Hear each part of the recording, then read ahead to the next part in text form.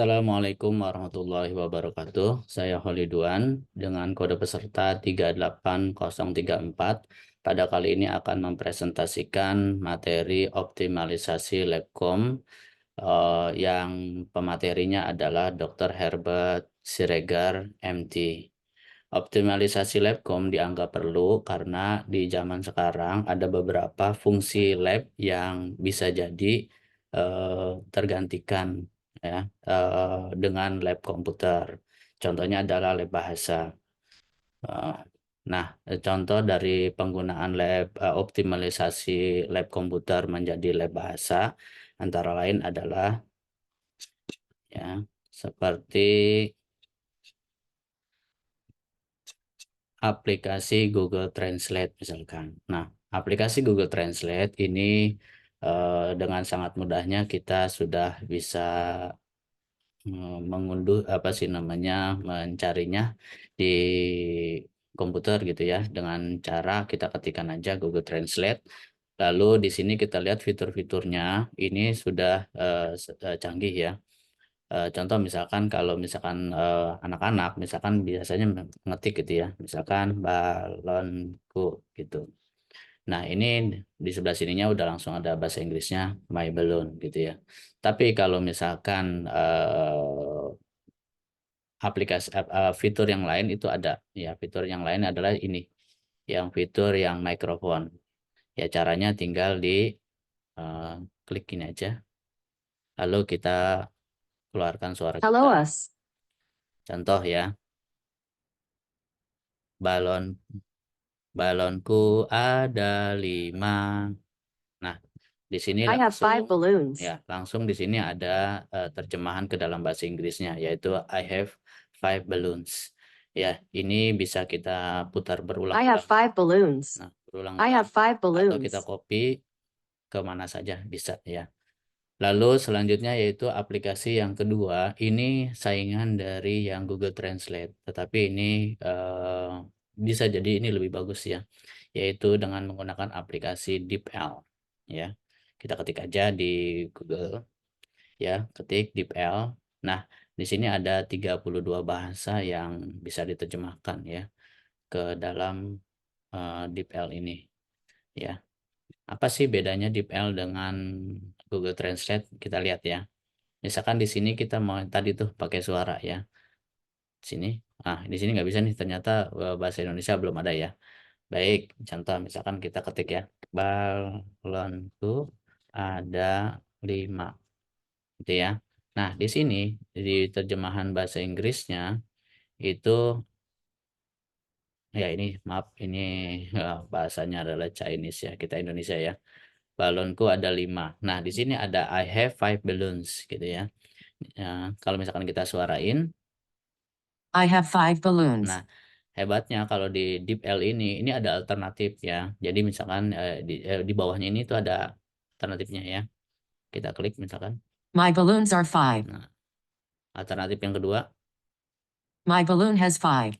Nah, seperti itulah kecanggihan dari DeepL yang kemungkinan besar akan selalu di fitur-fiturnya ditambah gitu ya, yaitu dengan adanya DeepL yang beta tuh, yaitu untuk AI ya.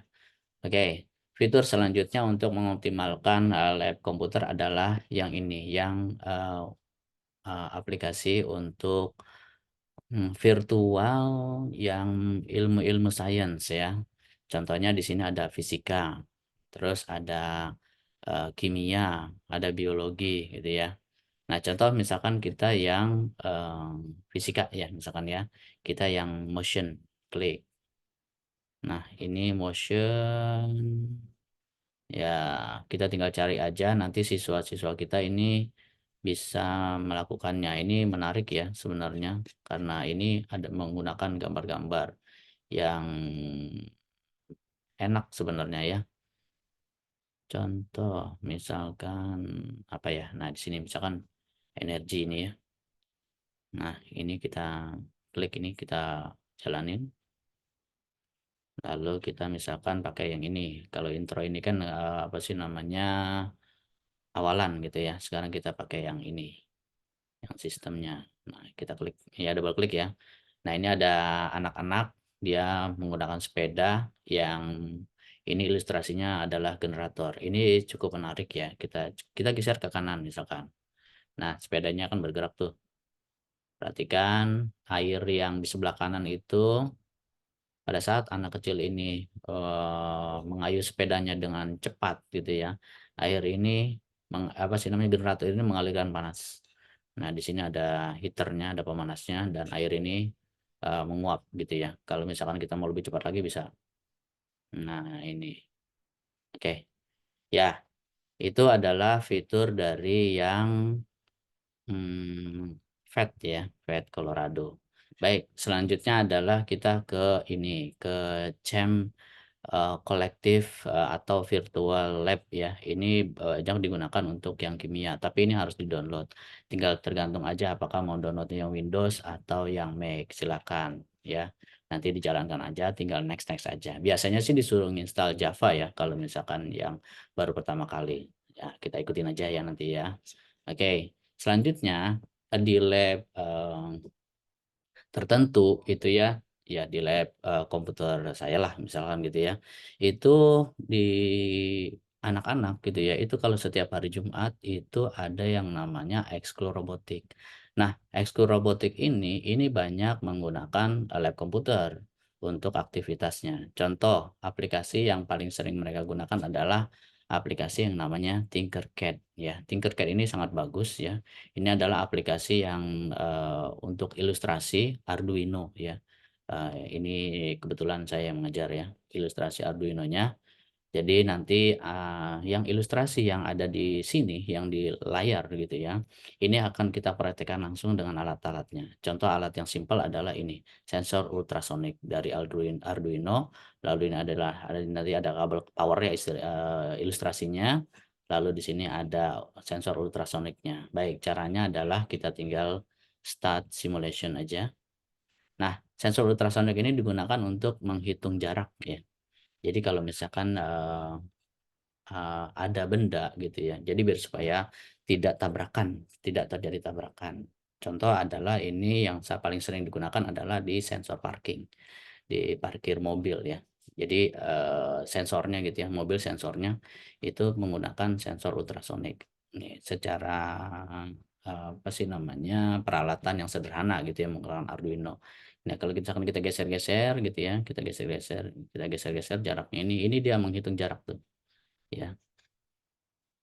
Nah, jadi dengan sensor ultrasonik gitu ya, itu nanti robot atau benda itu, tidak menabrak. Nah, di sini juga ada kodenya nih, ada kodenya, codingnya gitu ya.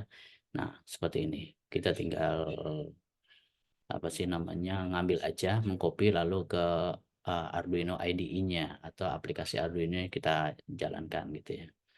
Oke. Nah, demikianlah beberapa dari fitur, beberapa fitur atau aplikasi-aplikasi tambahan yang dapat memaksimalkan, daripada lab komputer, ya. Terima kasih banyak dari saya. Kalau misalkan ada banyak salah, mohon dimaafkan. Wabillahi taufiq wal hidayah. Wassalamualaikum warahmatullahi wabarakatuh.